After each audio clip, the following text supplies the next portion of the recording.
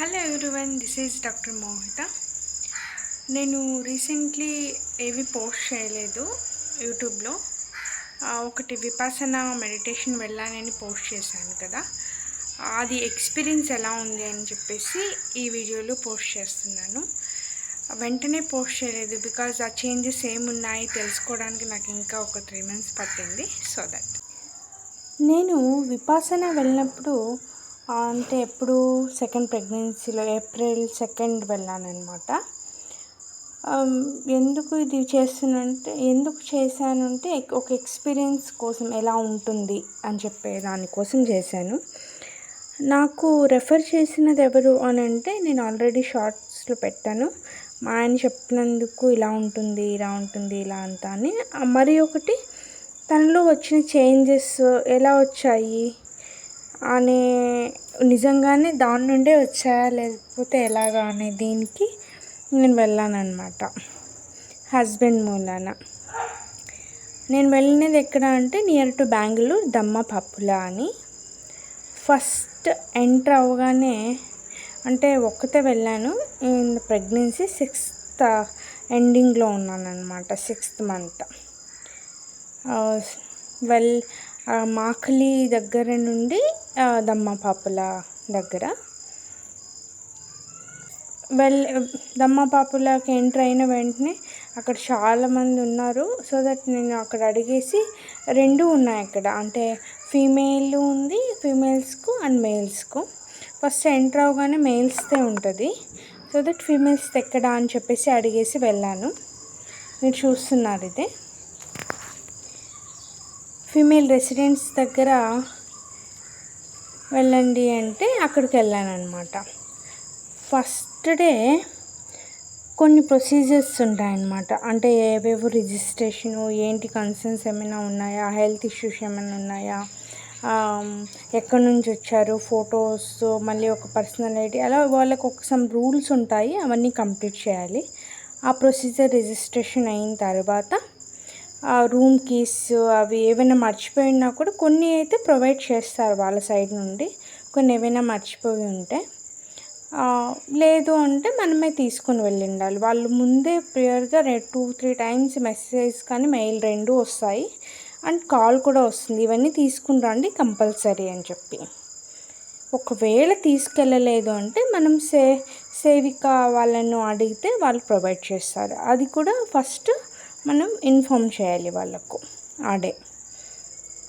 నేను కీస్ మర్చిపోయాను and bedsheets, అవన్నీ వాళ్ళే నాకు ప్రొవైడ్ చేశారు అక్కడ. మళ్ళీ ఏంటి అని అంటే, ఈవినింగ్ అవన్నీ ప్రొసీజర్స్ అయిన తర్వాత మాకు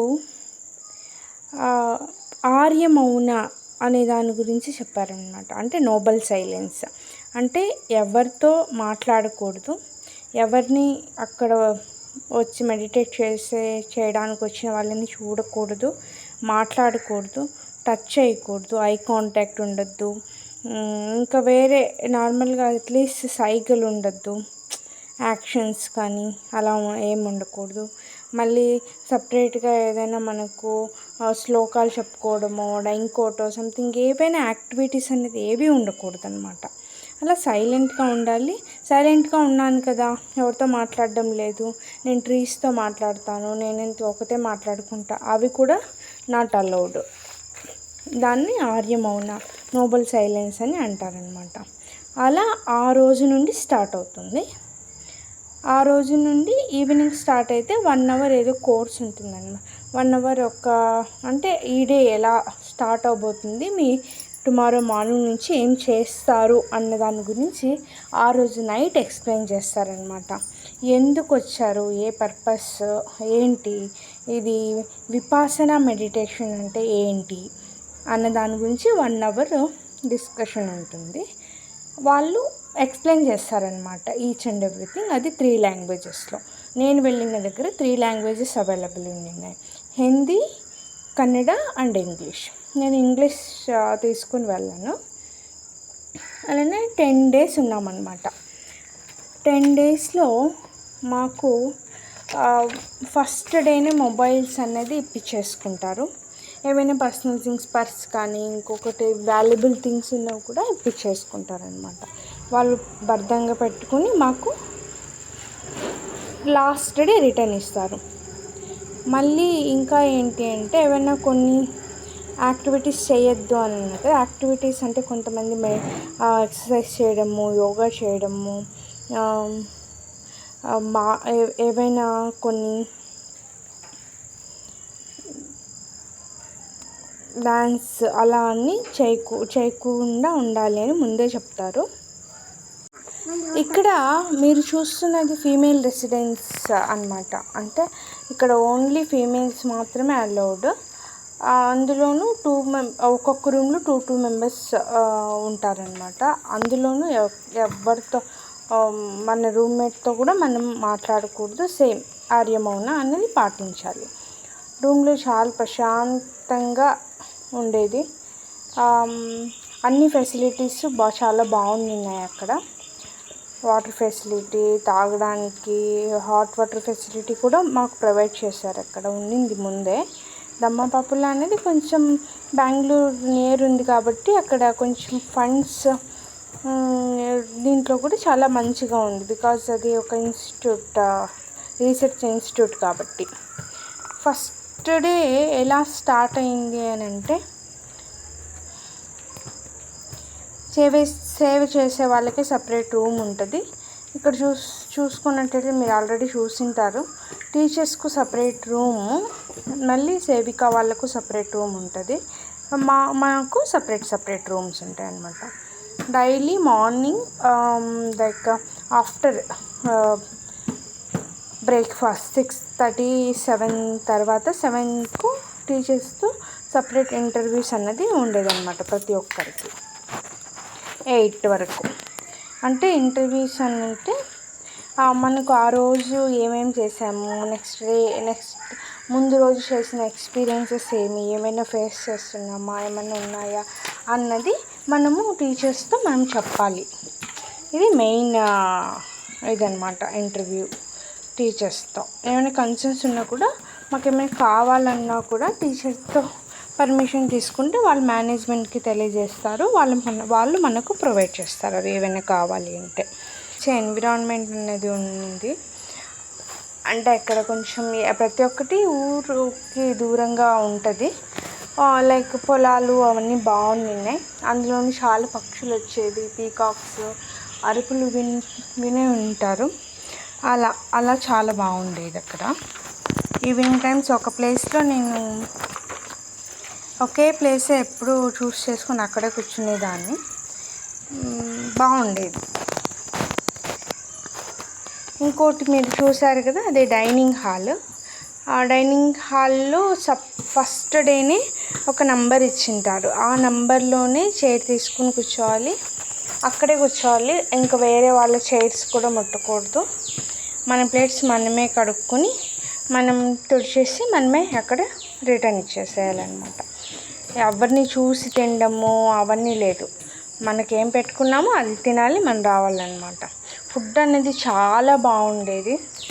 అసలు నేను ఇలా ఉంటుందని ఎక్స్పెక్ట్ చేయలేదు. మా హస్బెండ్ చెప్తుంటేను 6:30కి టిఫిన్ ఉంటుంది అన్నమాట. అండ్ 11:30కి లంచ్, ప్రాపర్ లంచ్ ఉంటుంది. అండ్ 5 o'clockకి స్నాక్స్ ఉండేది. ఇలా ఫుడ్ షెడ్యూల్ ఉండేదన్నమాట. మనం అనుకుంటుంటాం ఇంతేనా ఫుడ్, ఓన్లీ ఇంత తొందరగా ఇస్తే మనకు మళ్ళీ ఆకలి అవ్వదా అని. వాళ్ళు పెట్టే ఫుడ్ చూసుకుంటే మళ్ళీ ఆకలి అని అనిపించేదైతే కాదు. ఈవెన్ నేను ప్రెగ్నెన్సీ అయినా కూడా నాకేం మళ్ళీ తినాలి అని అనిపించేది కాదు. బికాజ్ అంత మంచి ప్రోటీన్, ఫైబర్ అన్నీ ఉండేవి ఇచ్చేవాళ్ళు. బట్ ఒక్క కన్సర్న్, టాబ్లెట్ వేసుకుంటాము నైట్ అన్న కన్సర్న్ కోసము ఒక చపాతి ఎప్పుడైనా కావాలి అంటే మిల్క్ అనేది తీసుకునేదాన్ని టీచర్స్కి ముందే ఇన్ఫామ్ చేసి. ఇంకా మెడిటేషన్కి వచ్చినట్లయితే మార్నింగ్ 4కు మాకు బెల్ చేస్తారనమాట. 4:30కి అంతా రెడీ అయిపోయి మెడిటేషన్ హాల్లో అందరూ కంపల్సరీ మెడిటేషన్ చేయాల్సి ఉండేది. మెడిటేషన్ హాల్లోనే ఎవరైనా రాలేదు అన్నా కూడా సేవికా వాళ్ళు వాళ్ళకి వెళ్ళి లేపించుకుని పిలుచుకొని కూర్చోబెట్టేవాళ్ళు కంపల్సరీ. 4:30 to 6:30 వరకు మెడిటేట్ చేయాల్సి ఉంటుంది. ఈవెన్ ఆ టీచర్స్ కూడా వచ్చి ఆ టైంలో ప్రతిసారి అందరూ మేము టీచర్స్తోనే చేస్తుంటాము. అలా 6:30 to 7 వరకు మళ్ళీ బ్రేక్ఫాస్ట్ టైం, 7 to 8 బ్రేక్ ఉండేది, 8 to 9:30 మెడిటేషన్ చేసేవాళ్ళు. అంటే ఇన్స్ట్రక్షన్స్ చెప్పేవాళ్ళు అనమాట. అంటే ఏవైనా ఇన్స్ట్రక్షన్స్ ఇవి చేయండి అనేసి మనకు వస్తుంటుంది. అప్పుడు కూడా మెడిటేట్ చేస్తుంటాం. 9:30 to 11:30 కూడా సేమ్ హాల్లో అందరూ కూర్చొని మెడిటేట్ చేయాలి. 11:30 to 12:30 బ్రేక్ ఉంటుంది. మళ్ళీ 1 నుండి మళ్ళీ సేమ్ హాల్ 11:30 to 12:30 బ్రేక్ ఉండేది. మళ్ళీ 1 to 3 హాల్లో మెడిటేషన్ చేసేవాళ్ళు. 3 to 4 ఇన్స్ట్రక్షన్స్, మళ్ళీ 4 to 5 నార్మల్ మెడిటేషన్ గ్రూప్లో ఉండేది. మళ్ళీ 5కు కరెక్ట్గా మళ్ళీ బ్రేక్ అన్నమాట. అప్ టు 6 స్నాక్స్ టైం అని చెప్పి 6 to 8 మెడిటేషన్, 8 to 9:30 వరకు డిస్కోర్స్ అని మేము చేసేవాళ్ళం. అంటే నెక్స్ట్ డే ఏం చేయాలి, ఎలా చేయాలి, ఈరోజు ఏం ఫెయిల్ అయ్యారు అని చెప్పేసి గురూజీ దగ్గర నుండి మనకు డిస్కోర్స్ అనేది ప్లే అయ్యేదన్నమాట. నేనైతే ఎవ్రీడే ఫస్ట్ డే తెలీదు, ఫస్ట్ వెళ్ళిన రోజు తెలీదు, ఫస్ట్ డే షెడ్యూల్ నైట్ ఒకరోజు అయినప్పటి నుండి ఇంకా నెక్స్ట్ డైలీ నేను డిస్కోర్స్కే వెయిట్ చేసేదాన్ని. బికాజ్ అది ప్లే అవ్వడము, ఆ మాటలు వినడము ఎంతో ఉత్సాహాన్ని కలిగించేది. అంటే మోటివేట్ చేసుకునేదాన్ని నాకు నేనే ఆ మాటల నుండి. ఇలా మెడిటేషన్ షెడ్యూల్ ఉండేది. ఆఫ్టర్ 3 days తర్వాత మనకు ఇంట్రడ్యూస్ చేస్తారు పగోడా రూమ్స్ అని చెప్పేసి. ఇండివిజువల్ పగోడా రూమ్స్ అంటే ఒక్కొక్కరికి ఒక్కొక్క రూమ్స్ అలాట్ చేస్తారు. అక్కడ 1 hour అంటే డేలో 3 hours 1 hour ఉంటుంది కదా. అప్పుడు ఇన్స్ట్రక్షన్స్ చెప్పుకున్న ముందు అక్కడికి వెళ్ళి మెడిటేషన్ చేసుకుని రావాలన్నమాట. అలా ఉండేది ఈ పగోడా రూమ్స్ అని చెప్పేసి.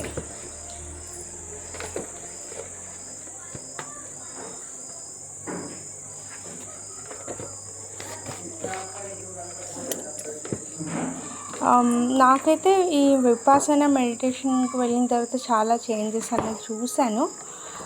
దాంతోపాటు మంచిగా అనిపించింది.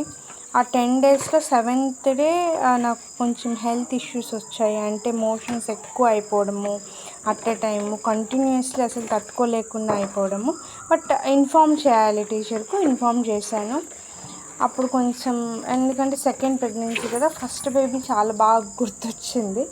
ఇంటికి వచ్చేయాలనిపించింది కానీ but still I want to continue అనేసి మనసులో కూడా ఉండిందనమాట.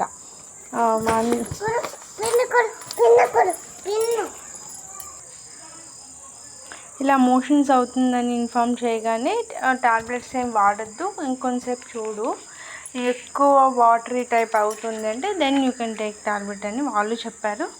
నేను రాసి పెట్టానమాట, నాకు కంపల్సరీ కావాల్సి వస్తుందేమో అని. బట్ నెక్స్ట్ డే ఆ రోజు నైట్కంతా నార్మల్ అయిపోయాను అనమాట. లైక్ ఎవ్రీడే న్యూ ఎక్స్పీరియన్సెస్ మాదిరి అనిపించింది. చాలా బాగుంది. 7th day తర్వాత నుండి చాలా బేబీని మిస్ అయ్యి ఇంటికి వెళ్ళాలనిపించింది, కానీ కంటిన్యూ చేయాలి అనేది ఉంది, ఇంటికి వెళ్ళాలని ఉంది. దెన్ డిసైడ్ అయ్యాను. అంటే వాళ్ళు ఓన్లీ నాకు అంత ప్రొసీజర్ ఉంటుంది ఇంటికి పంపించడానికి అని తెలీదు, అదొకటి.